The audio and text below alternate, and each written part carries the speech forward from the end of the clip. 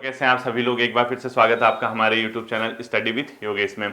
हम लोगों ने जो आपकी क्लासेस हैं बच्चों, वो हमारी जो चल रही हैं, इसके साथ कई बच्चे जो उत्तराखंड एसआई का पेपर है उसके लिए यानी सब इंस्पेक्टर के एग्जाम के लिए एक स्ट्रेटेजी पूछ रहे थे। यानी कहीं ना कहीं जो पीसीएस के प्रीलिम्स का अपना एग्जाम हुआ है, इसके बाद बहुत से बच्चों का एक मन जो है मतलब भटक रहा है कि आखिर करें तो क्या करें। और मेनली क्या है, उत्तराखंड एसआई का ही सबसे बड़ा एग्जाम आपके सामने अभी, क्योंकि एपीएस के लिए तो लिमिटेड बच्चे ही प्रतिभाग करते हैं जिसकी स्टेनोग्राफी वगैरह यानी जो शॉर्ट हैंड वगैरह है वही इसमें भाग लेते हैं। अदरवाइज वो एग्जाम काफी अपने आप, अगर स्टेनो नहीं है आपकी तो आपके लिए बहुत मुश्किल भरा साबित होता है, क्योंकि वो क्वालिफाई नहीं हो पाता स्टार्टिंग में। ठीक है, पहले से ही अगर आपने स्टेनोग्राफी वगैरह जो सीखी है तब तो आप लोग कवर कर जाएंगे, क्योंकि मेंस का पेपर उतना हार्ड है नहीं उसका। ठीक है, कुछ बच्चे लोअर पीसीएस के एग्जाम का वेट कर रहे हैं, और लोअर पीसीएस का तो आप लोगों ने अखबार में देखा भी होगा, अभी 2-4 दिन पहले आया था कि अभी अध्याचन ही नहीं पहुंचा आयोग में। ठीक है, अब लोअर पीसीएस का देखना है, वेट करना है कि कब तक लोअर पीसीएस का विज्ञापन आता है। प्रवक्ता जो राजकीय इंटर कॉलेज का है उसका वेट है बच्चों को कि प्रवक्ता कब तक आएगा।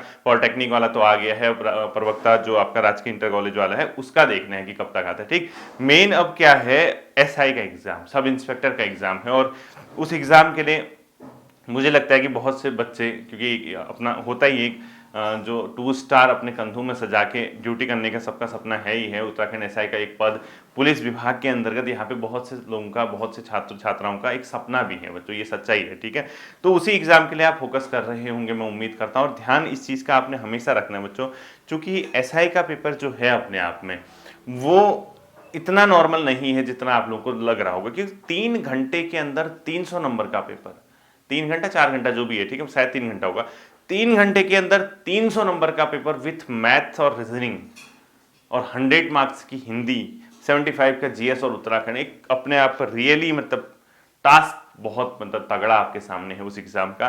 तो मैं तो आपसे यही कहूंगा, मैथ्स रीजनिंग में अगर पेन फिसलती है या पैर फिसल रहे हैं तो मैथ्स रीजनिंग सीखकर अगर आप पेपर देने जा रहे हो तो कहीं ना कहीं आपको वहाँ पे समस्याएं भी आती हैं। अगर आपका बैकग्राउंड मैथ्स रीजनिंग वाला नहीं है या आपने थोड़ा मैथ्स रीजनिंग नहीं की है तो प्रैक्टिस तो आपको या तो बहुत बेहतर तरीके से प्रैक्टिस करना होगा, अदरवाइज आधा अधूरा पढ़ के जाओगे तो ना फिर इधर के रहोगे ना उधर के रहोगे।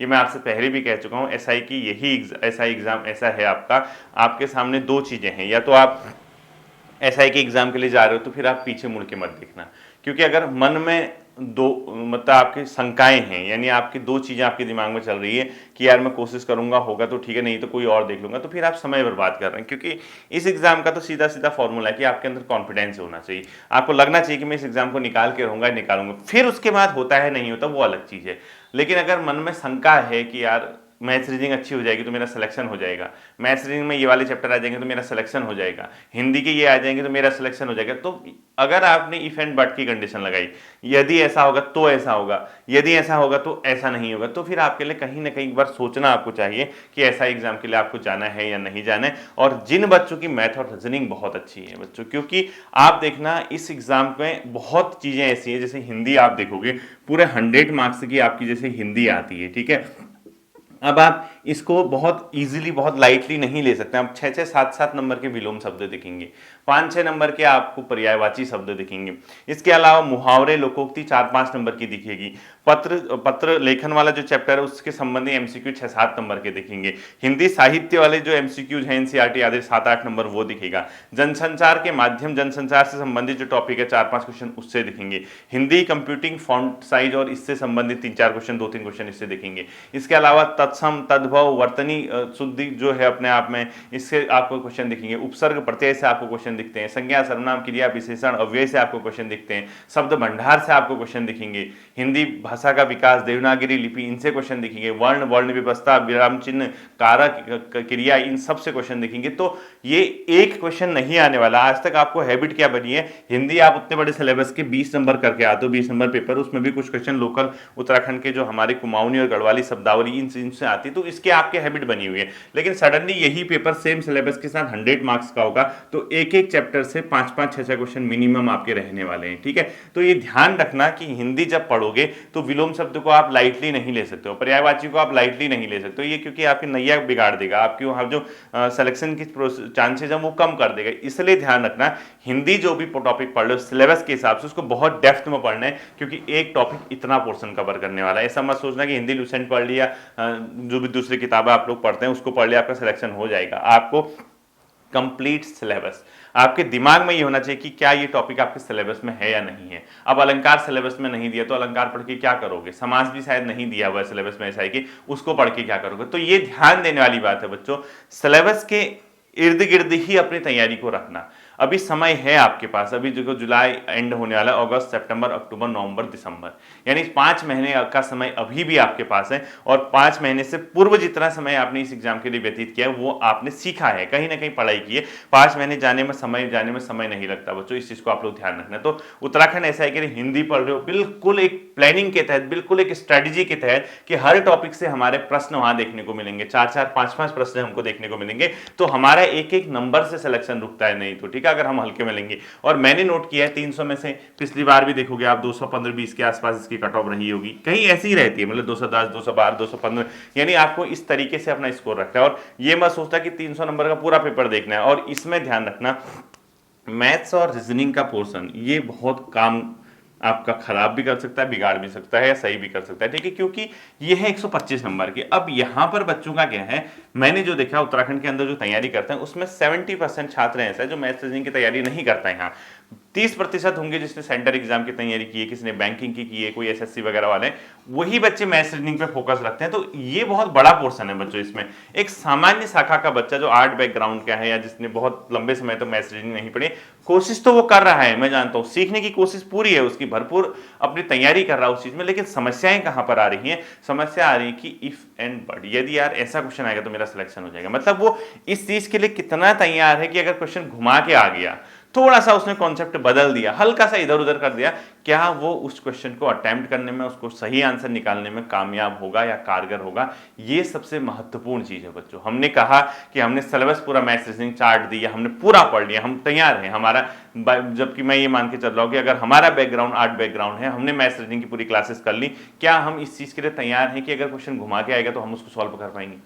क्या हम इस चीज के लिए मेंटली प्रिपेयर हैं? क्या हम इस चीज को सोच पा रहे हैं? नहीं सोच पा रहे हैं तो फिर आपके साथ ना वही कंडीशन हो जाएगी, आप एक इस भरोसे से एग्जाम देने जाओगे कि काश इस टाइप के क्वेश्चन आ जाए, मैं कर लूंगा, यानी रटे रटाई टाइप की मैथ्स रीजनिंग। और एक ऐसा छात्र होता है जिसको सिर्फ कॉन्सेप्ट पता होता है, वो ऑन द स्पॉट सॉल्व कर लेता है उस टाइप की चीजें। और मैं आपसे ये कहूंगा कि आपको इस लेवल का बनना चाहिए बच्चों कि आप क्वेश्चन अगर घुमा के भी आता है, रीजनिंग तो फिर भी चलो कर लोगे, लेकिन मैथमेटिक्स जो है 75 मार्क्स की क्वेश्चन, थोड़ा सा भी अगर आपका चेंज आता है, थोड़ा सा भी अगर आपको घुमा के आता है, तो आपको क्या उस लेवल की तैयारी पे आप हो या नहीं हो, इस चीज का मंथन आप लोग करना। और मैं आपसे कह रहा हूं कि सर्वाधिक समय इसी पोर्शन को देना बच्चों, क्योंकि ये बहुत बड़ा मतलब एक वो चीज है जिसकी मैथ्स रीजनिंग नहीं है। जिसका मैथ्स रीजनिंग है अपना हिंदी पढ़िए, जीएस पढ़िए, इसका बहुत ही लाइट रोल है, बहुत ही लाइट रोल, क्योंकि एक तो 75 मार्क्स का है, इस 75 में लगभग 45 क्वेश्चन ऐसे होते हैं जो सीधे पढ़ के बन जाते हैं, क्योंकि एग्जामिनर को ये पता है अगर वो इस पोर्शन को रख रहा है ठीक ठाक, इस पोर्शन को भी ठीक ठाक रख रहा है, तो इस पोर्शन को वो बहुत ज्यादा ठीक ठाक नहीं रखेगा, या इसको हल्का कर देगा, इसको अपने आप पे क्या कर देगा, थोड़ा हार्ड कर देगा, या इन दोनों को हल्का कर देगा, इसको थोड़ा हार्ड कर देगा, या इसको हल्का कर देगा, इन दोनों को हार्ड कर देगा। क्योंकि एग्जामिनर जानता है इसको भी हार्ड, इसको भी हार्ड और इसको भी हार्ड नहीं किया जाना चाहिए, क्योंकि इसमें सभी बैकग्राउंड के छात्र हैं। क्योंकि आपसे उत्तराखंड एसआई के लिए ये नहीं कहा है कि आप बीएससी बैकग्राउंड के हैं या साइंस बैकग्राउंड के हों या आप आर्ट बैकग्राउंड के हों या आप कॉमर्स बैकग्राउंड के, ऐसा कुछ नहीं मांगा है। आप सभी लोग, चाहे आप बीए करते हो, बीएससी हो, बीकॉम हो, जो भी है, आप इस फॉर्म को फिल कर सकते हो। तो जो बीए वाला छात्र है तो आपका एग्जामिनर जानता है कि मैथ्स रीजनिंग में हमें उसे परेशान नहीं करना है। जो साइंस वाला है या जिसके मैथमेटिक्स रीजनिंग अच्छी है, वो जानता है कि हिंदी और उत्तराखंड उसमें उसको परेशान नहीं करना है। तो पेपर कहीं ना कहीं सब आपकी रणनीति के आधार पर निकलेगा, ये ध्यान रखना। आपको ये समझना है कि यार किस तरीके का पेपर आ सकता है, मैं किस लेवल तक के क्वेश्चन सीख के जा रहा हूं, मैं किस लेवल तक के क्वेश्चन करने चाहिए। कई लोग बहुत हैवी मैथ्स रीजनिंग कर रहे होंगे, आर एस अग्रवाल की किताबों को उन्होंने बना दिया होगा, जो है अपने आप में सारा सॉल्व करके सब कुछ कर दिया होगा, लेकिन इतना भी नहीं आता बच्चों। उसने लिखा हुआ है कि 10वीं स्तर तक की आपकी मैथ्स आएगी। तो मैं ये नहीं कह रहा कि बहुत हल्का आएगा या बहुत हार्ड आएगा, बट थोड़ा सा मतलब क्वेश्चन घुमा फिरा के, क्योंकि आपका 3 घंटे का समय है। अब 3 घंटे में आपको पता है कि 150 नंबर 125 नंबर की मैथ्स रीजनिंग है, तो अगर नॉर्मल अगर क्वेश्चन हार्ड बनता है तो 125 में तो आपके 3 घंटे वैसे ही निकल जाएंगे सॉल्व करने में। ना आपको कोई रफ कॉपी मिल रही है, उसी में आपको सॉल्व करना है। तो होता क्या है, आपके फॉर्मूले आपको कितने पता है, शॉर्ट ट्रिक आपको कितनी पता है, आप किस तरीके से उस क्वेश्चन को समझ के कॉन्सेप्ट को करके आ रहे हैं, ये चीज को ध्यान रखना। तो हर चीज देखना इस पेपर में उत्तराखंड एसआई में बैलेंस है। कहीं ना कहीं आपको मैथ्स रीजनिंग को भी देखना है, कहीं ना कहीं आपने हिंदी को भी देखना है, कहीं ना कहीं आपको जीएस को देखना है। फायदा ये है कि एक एक चैप्टर से 3-3 4-4 क्वेश्चन आ सकते हैं। जैसे मैथ्स रीजनिंग के आप मैथ्स के टॉपिक देखना, लगभग 20 से 22 टॉपिक दिए हैं और सिलेबस में जो आपका नंबर ऑफ क्वेश्चन आने हैं पेपर में वो 75। 20 टॉपिक या 22 टॉपिक से 75 का बंदा औसतन एक टॉपिक से 3 क्वेश्चन, ठीक है, लगभग मान के चलो। किसी से 5 आएगा, किसी का 1 आएगा, किसी से 2 आ सकते हैं। तो 4-5 क्वेश्चन हर चैप्टर से, हर टाइप के आपको सीख के जाने चाहिए। ये आपके एग्जाम में बहुत आपको क्या कर सकता है, सही दिशा में लेके जा सकता है। तो मैं आपसे ये कहूंगा, इसमें अगर इफ एंड बट की कंडीशन है, ठीक है, तो इसको ध्यान रखना कि कितना आप लोग मतलब सही कर पा रहे हो, कितना आपके अंदर कॉन्फिडेंस आ रहा है। लेकिन अगर आपके अंदर थोड़ा भी कॉन्फिडेंस आ रहा है, आपको पता है कि 10वीं तक का लिखा हुआ है, थोड़ा सा भी अगर घुमाई फिराई क्वेश्चन आप सॉल्व करने में सक्षम हो, तो समय का मैनेजमेंट आपको यहां से करना पड़ेगा। टाइम मैनेजमेंट अगर आप कर लोगे तो आपका ये एग्जाम इजीली निकल सकता है, ठीक है। ऐसा नहीं है कि बहुत पहाड़ है, बहुत तोप है, ऐसा नहीं होता, क्योंकि एग्जाम में मैथ्स रीजनिंग, हिंदी और जीएस उत्तराखंड सब चीज है, यानी आपका हर पोर्शन से क्वेश्चन आना है। तो मैं आपसे यही कहूंगा बच्चों, एक प्रॉपर शेड्यूल बनाइए। हिंदी टॉपिक देखिए, 5 महीने का एक पूरा टारगेट बनाइए कि मेरे पास 5 महीने का समय है, उसी 5 महीने में सिलेक्शन हो जाता है। ये मत करना कि रिजल्ट आएगा फिर देखेंगे। 90% लोग तो उसी 5 महीने के एग्जाम के दिन ही पता चल जाएगा। 10% बचते जो कट ऑफ के आसपास होते हैं। एक तो ऐसा कैटेगरी होता है जिसको पता कि होना ही नहीं है, 108 नंबर, 110 नंबर, 115 नंबर लेके आते 300 में से, यानी अंडर 180, अंडर 190 जो है उनको पता चल जाता है कि यार मुश्किल है। एक ऐसे होते हैं जो 225, 220 से ऊपर चले जाते हैं, उनको कंफर्म हो गया कि मेरा हो गया सिलेक्शन। एक ऐसे होते हैं 208, 210 के बीच रुकते हैं। अब कट ऑफ पे डिपेंड है कि कहां पे जाती है। तो 10, 15, 20% छात्र ऐसे होते हैं जिसको थोड़ा सा मतलब एक प्रकार से सस्पेंस रहते हैं कि होगा नहीं होगा, डाउटफुल रहते हैं होगा या नहीं होगा। अदरवाइज 90% का तो उसी दिन पता चल जाता है जिस दिन एग्जाम होता है, ठीक है, रिजल्ट पता चल जाता है उसको उस दिन। तो ये है, तो एक प्रॉपर शेड्यूल बनाइए। मॉर्निंग में उठते हैं हिंदी को लाइट मत लीजिए बच्चों, ठीक है। कम से कम 2 घंटे इसकी तैयारी कीजिए। 100 मार्क्स का आपका एग्जाम है और सिर्फ सिलेबस, जो टॉपिक सिलेबस में दिया है उसको कवर कीजिए, ठीक है।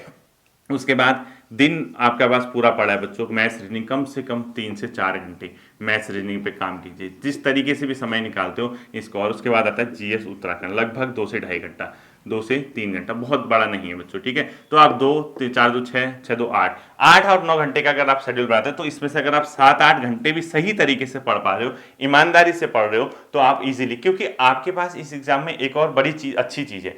ग्रुप सी के एग्जाम में क्या होता है, जैसे 100 नंबर का पेपर होता है, तो हम जानते हैं कि 100 नंबर में यार हिंदी भी है सिर्फ 20 नंबर की, सिलेबस इतना बड़ा दिया है। हमें पता है कि जीएस दे रखा है, इतना बड़ा सिलेबस दिया, क्वेश्चन आने 25। उत्तराखंड इतना बड़ा सिलेबस दिया, क्वेश्चन आने 40। उत्तराखंड तो फिर भी ठीक है। इसके अलावा रीजनिंग के टॉपिक दिए हैं, इतने बड़े बड़े टॉपिक दिए, क्वेश्चन आने 10। लेकिन यहाँ एक खूबसूरती ये है बच्चों, अगर आप मॉर्निंग में हिंदी करते हैं, हिंदी सॉल्व, तो आप प्रॉपर तरीके से 100 नंबर की तैयारी कर रहे हैं। एक प्रॉपर, जितने का आपका ग्रुप सी का पेपर है उतने का आपका सिर्फ हिंदी है।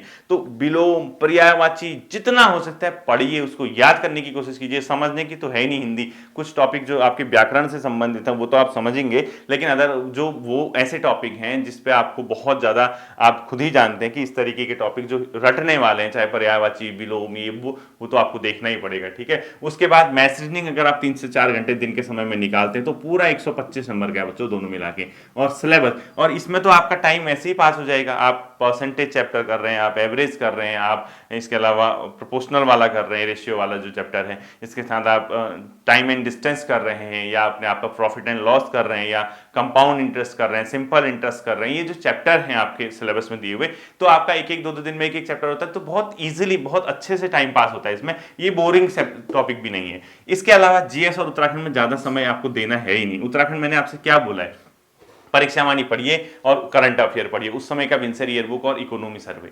तो लगभग आप मान के चलिए 33% क्वेश्चन आते हैं, तो 75 का 25 से 26 क्वेश्चन आप करके जाइए, तो आपका काम बन जाएगा। 25-26 क्वेश्चन आएंगे आपके उत्तराखंड के, अधिकतम 30 नंबर लगा लीजिए। बाकी आपका 45 नंबर की जीएस आनी है। मैंने आपको बताया है जीएस के लिए आप घटना चक्र ऑब्जेक्टिव कीजिए, ठीक है। इसके साथ क्या करना है आपको, महेश बर्णवाल की एनसीईआरटी सार, ठीक है, महेश बर्णवाल जी की एनसीईआरटी सार करिए, तो ये आपका पोर्शन बन जाएगा। समय बांटिए, समय दीजिए बच्चों चीजों को, ठीक है, यानी आप जितने बेहतर तरीके से समय देंगे, आप टाइम अपना शेड्यूल जो है टाइम ऐसा बनाइए कि आपको लगना चाहिए कि होगा। और 5 माह का समय है बच्चों, बहुत अधिक समय होता है, ये कम समय नहीं है 5 महीने का। 5 महीने में क्या से क्या हो सकता है, और इसके अलावा आपने 5 से अधिक माह तक इसका सिलेबस पढ़ भी लिया है। आप कब आ गई थी इसकी विज्ञप्ति, अब तो 3-4 महीने हो गए होंगे मुझे लगता है, 4-5 महीने, तो उतने समय से आप पढ़ भी रहे हैं, उतना ही समय आपके पास बचा है, तो क्या पॉसिबल नहीं है इस दुनिया में, बताओ। और सोचो उस दिन की कल्पना करो जब आप 2 स्टार लेके घूमोगे, तो ये कितना मतलब एक अपने आप को अंदर आपसे प्राउड मोमेंट आपके पेरेंट्स के लिए होगा, आपके लिए होगा, आपके गुरुजनों के लिए होगा।